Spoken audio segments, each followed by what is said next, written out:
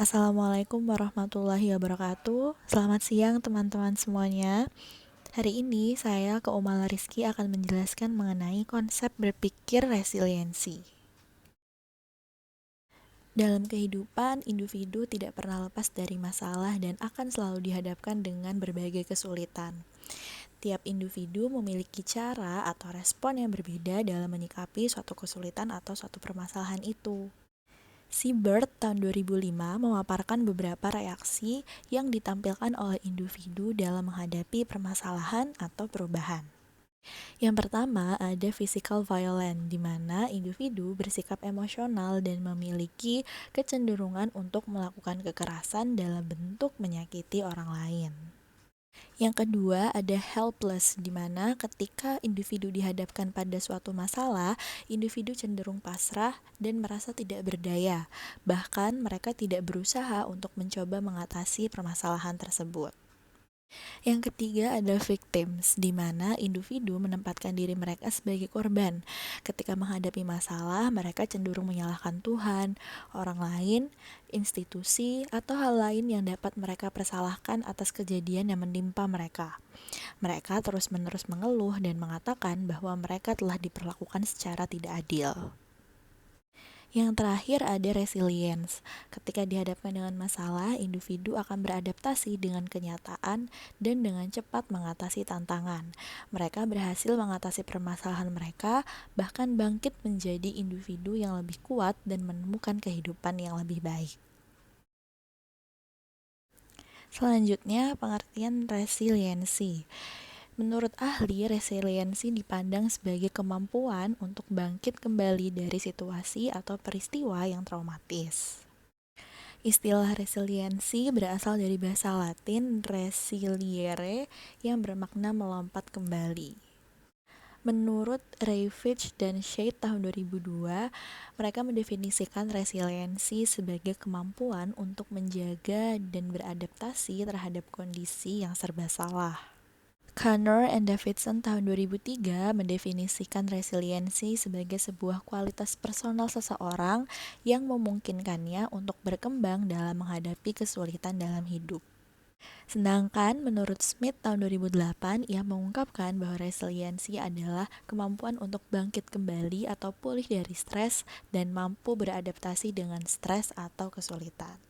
Sehingga dapat disimpulkan resiliensi merupakan kemampuan individu untuk berkembang dan beradaptasi dengan baik saat dihadapkan dengan situasi yang menekan atau kesulitan dalam hidup. Selanjutnya, resiliensi dari sudut pandang psikologi positif. Psikologi positif menempatkan konsep resiliensi sebagai sebuah contoh dari hal baik dan positif dari seorang individu. Mastin dan Reed mendefinisikan resiliensi sebagai sebuah fenomena yang dicirikan oleh pola adaptasi yang positif dalam konteks resiko atau kemalangan.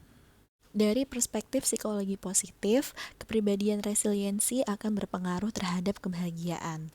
Kepribadian resilient berkaitan dengan karakteristik individu yang tercermin dari usaha-usahanya untuk selalu mempertahankan atau selalu kembali pada kondisi atau perasaan baik yang dialaminya.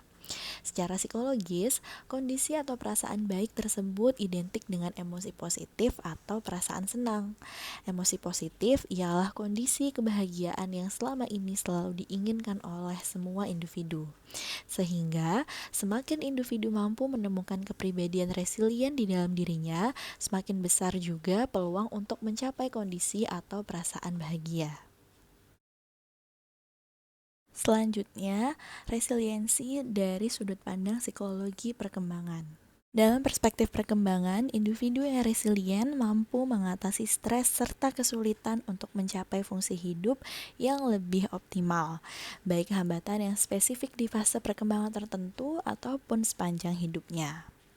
Terkait faktor yang mempengaruhi perkembangan resiliensi, teori ekologi yang dikemukakan oleh Bromford Brunner terhadap proses perkembangan menyatakan bahwa perkembangan individu dipengaruhi oleh konteks sosialnya.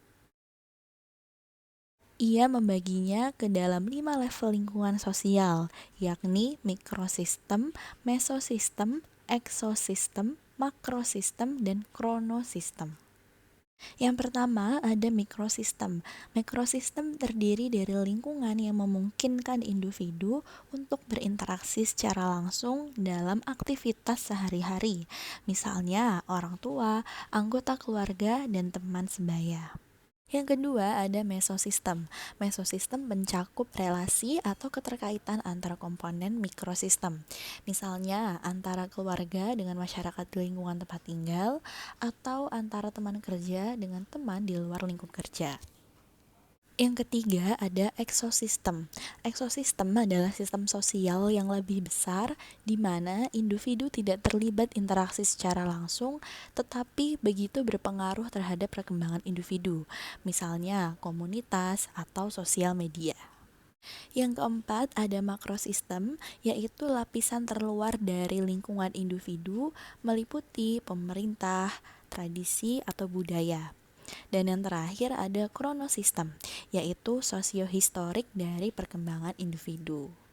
Komunitas resilient adalah sebuah komunitas yang terfokus pada faktor protektif yang mendorong anggotanya untuk memiliki kemampuan resiliensi yang baik.